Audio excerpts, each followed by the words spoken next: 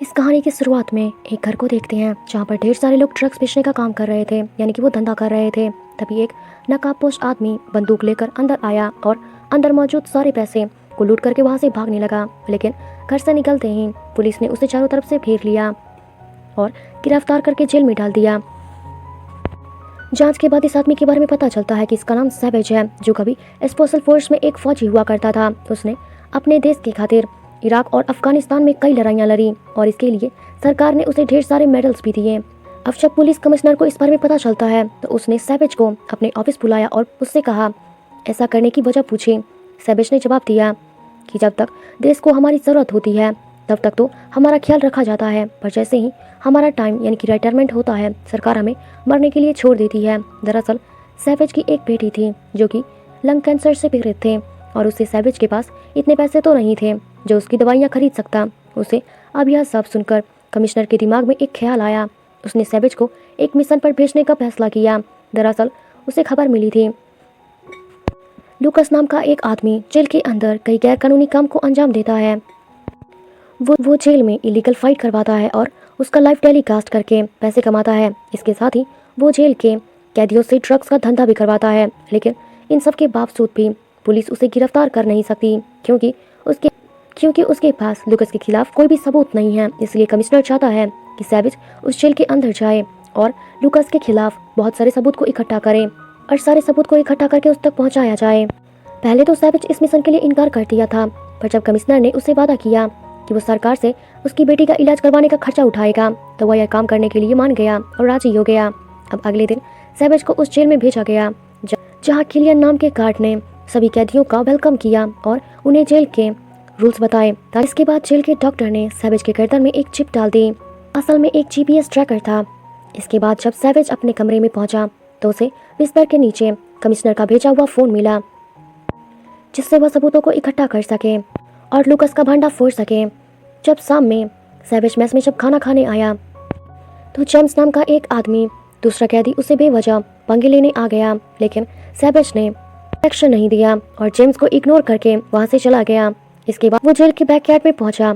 उसका मुलाकात टोनी नाम के एक आदमी जो कि दूसरा कैदी था उससे हुआ। यहाँ टोनी ने सैवेज को अपनी गैंग में शामिल होने का ऑफर दिया, पर सैवेज ने इसके लिए साफ इनकार कर दिया और चुपचाप वहां से चला गया। अब उस रात जेम्स और उसके साथियों ने सैवेज पर हमला करना शुरू कर दिया और उसके पूरे सेल में खलबली मच गई। तभी बोनस नाम का एक आदमी जो कि सैवेज के सेज में पहुंचा और इन दोनों की लड़ाइयों में उसकी मदद भी कर रहा था। तभी यहाँ पर गार्ड्स भी आ पहुंचे और इन सभी को पकड़कर एक अंधेरे कमरे में बंद कर दिया। इस तरह ने जेम्स को अपने ऑफिस में बुलाया और मारपीट के बदले उसकी अच्छे से खातिरदारी करी।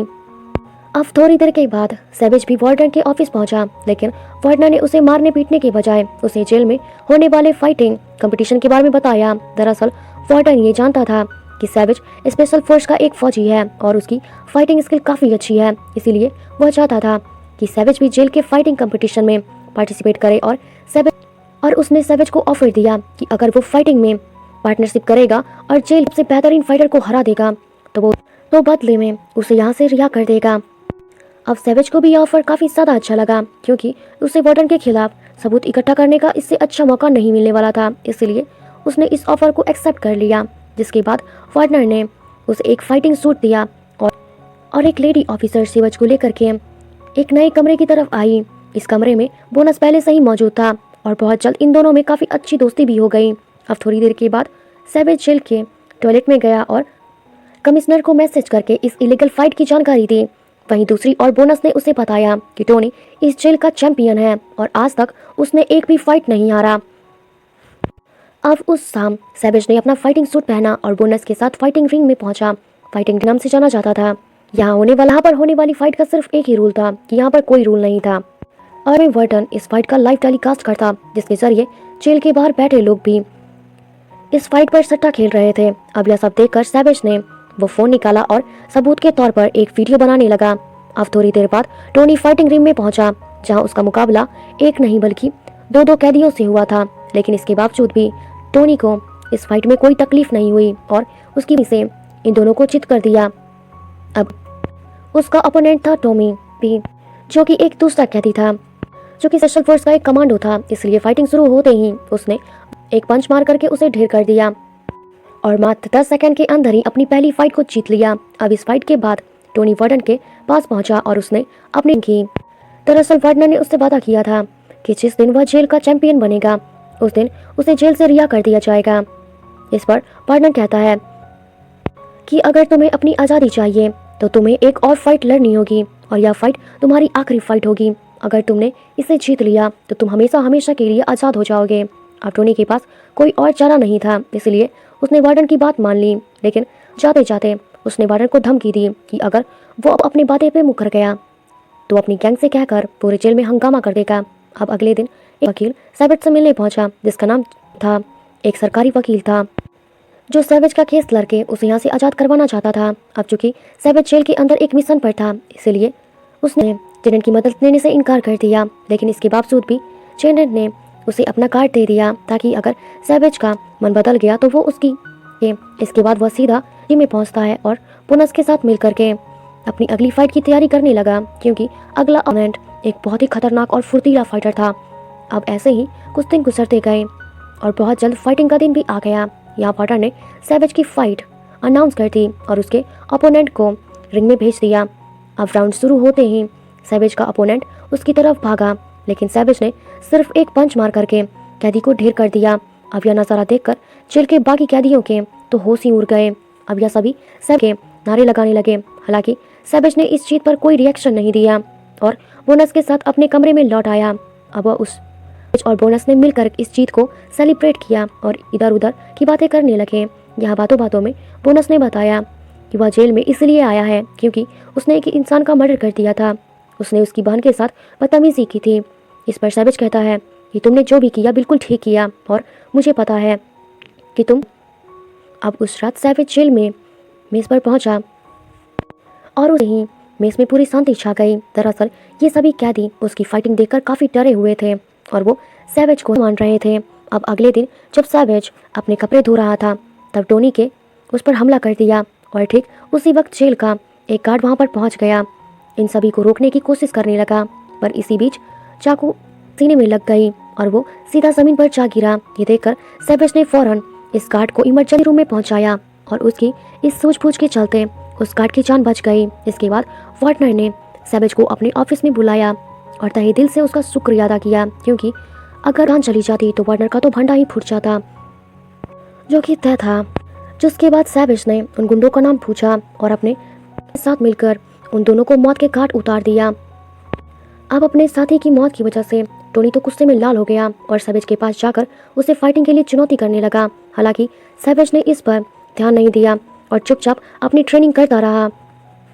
अब ट्रेनिंग के बाद वो वार्डन के ऑफिस में गया और उसके सामने टोनी से फाइट करने की इच्छा जताई। अब यह सुनकर वार्डन खुश हो गया, क्योंकि इन दोनों की फाइट से ही वह करोड़ों रुपए कमा सकता था। इसीलिए उसने सैवेज का ये ऑफर एक्सेप्ट कर लिया। अब इन दोनों की फाइट बुक हो चुकी थी। इसके बाद सैवेज जेल के टॉयलेट में गया और कमिश्नर को मैसेज करके यह जानकारी दी कि बहुत जल्द मुकाबला शुरू होने वाला है, जेल के सबसे बेहतरीन फाइटर से होगा। अब ऐसे ही दिन गुजरते गए और एक हफ्ते के बाद मुकाबले का दिन आ गया। यहाँ वार्डन ने चिल्ला कर इस फाइट का अनाउंस कर दिया और उसकी लाइव टेलीकास्ट भी शुरू कर दी ताकि जेल के बाहर बैठे लोग इस फाइट पर सट्टा लगा सकें। अब बहुत जल्द ये फाइट शुरू हो गया और पहले ही मिनट से ये दोनों एक दूसरे पर कहर बरसाने लगे। अब इस फाइट के पहले राउंड में इन दोनों में टक्कर हुई, लेकिन फाइट के दूसरे राउंड में सैवेज टोनी पर भारी पड़ने लगा। उसने अपने एक्सपीरियंस के दम पर टोनी की खूब धुलाई की और मार मार कर उसे जमीन पर लिटा दिया। अब टोनी को हरा कर सैवेज इस जेल का नया हीरो बन चुका था और तभी कैदी उसके नाम के नारे लगाने लगे। अब इस फाइट के बाद सैवेज अपने कमरे में गया और सबूत के तौर पर कमिश्नर को कुछ वीडियोस भेज दी, लेकिन इसके बाद उसे सामने से कोई रिप्लाई नहीं मिला। अब उस शाम में जब सैवेज मेज पर खाना खाने के लिए गया तो जेल के बाकी कैदियों ने उसका स्वागत किया और खाने का एक हिस्सा उसको दे दिया। इसके बाद वार्डनर सैवेज को अपने ऑफिस बुलाया और उसे अपने साथ काम करने का ऑफर दिया। दरअसल वार्डनर यह चाहता था कि सैवेज इन कैदियों को कंट्रोल करें और इनकी फाइट करवाकर ढेर सारे पैसे बनाएं। हालांकि सैवेज ने ये ऑफर ठुकरा दिया, क्योंकि वो इन कैदियों को अपना भाई मानता था। इसके बाद वार्डनर उसे अपनी खुफिया अड्डे में ले गया, जहाँ पर वो कैदियों से धंधा करवाता था। उसने सैवेज को भी इस बिजनेस में शामिल होने का ऑफर दिया, जिस पर सैवेज ने कहा कि उसे फैसला करने के लिए थोड़ा वक्त चाहिए, लेकिन जाते जाते उसे थोड़े से ड्रग्स अपनी जेब में भर लिया ताकि वो इन्हें कमिश्नर तक पहुंचा सके, वार्डन का भंडा फोड़ सके। इसके बाद वार्डन उसे अपने ऑफिस में ले गया जहाँ कमिश्नर पहले से ही मौजूद था। अब यह खुलासा होता है कि वार्डन और कमिश्नर तो शुरू से ही एक दूसरे से मिले हुए थे। दरअसल ये जानते थे कि सैवेज की फाइटिंग स्किल काफ़ी अच्छी है, इसलिए उन्होंने बड़ी चालाकी से सैवेज को जेल के अंदर डाला और उसकी करवाई और करोड़ों रुपए मुनाफा कमाया। अब यह सब जानकर सैवेज को तो मानो होश ही उड़ गए थे और इतने बड़े धोखे के बाद वह पूरी तरीके से टूट चुका था। अब वार्डनर और कमिश्नर का प्लान था कि वो सैवेज का मुकाबला दूसरे जेल के फाइटर से करवाएगा और उस फाइट को बेचकर ढेर सारे पैसे कमाएगा। या उन्होंने सैवेज को अपने साथ जोड़ने का ऑफर दिया, लेकिन जब सैवेज इसके लिए नहीं माना तो उन्होंने बोनस को बुलाकर उसे खूब टॉर्चर किया। अब सैवेज के पास कोई और चारा नहीं था और दोस्तों की जान बचाने के लिए वह यह फाइट करने को तैयार हो गया। इसके बाद वो बोनस को लेकर कमरे में पहुंचा और जहां इन दोनों ने कसम खाई कि वार्डन और कमिश्नर का भांडा फोड़ कर ही रहेंगे। इसके बाद सैवेज ने उस वकील जेनेट को फ़ोन किया और उस दिनों पहले मिला था, जहां उसने जेनेट को पूरी बात बताई और वार्डनर के खिलाफ इकट्ठा किए सारे सबूत को एक मेमोरी कार्ड में डालकर उसे दे दिया। इसके साथ ही उसने जेल के सभी कैदियों को अपनी तरफ कर लिया और उनके दिल में वार्डन के खिलाफ नफरत भर दी।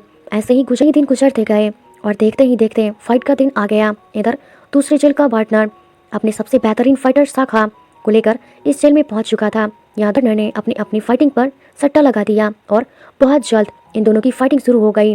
अब इस फाइट के दौरान शाखा तो सैवेज पर भारी पड़ने लगा और पहले ही राउंड में उसने सैवेज की खूब धुलाई की, लेकिन जहीं दूसरे राउंड की शुरुआत हुई सैवेज ने उन चुराए हुए ड्रग्स को शाखा की आंखों में झोंक दिया और इस मौके का फायदा उठाकर उसने शाखा को इतना धोया कि वो बेचारा जमीन पर जा गिरा।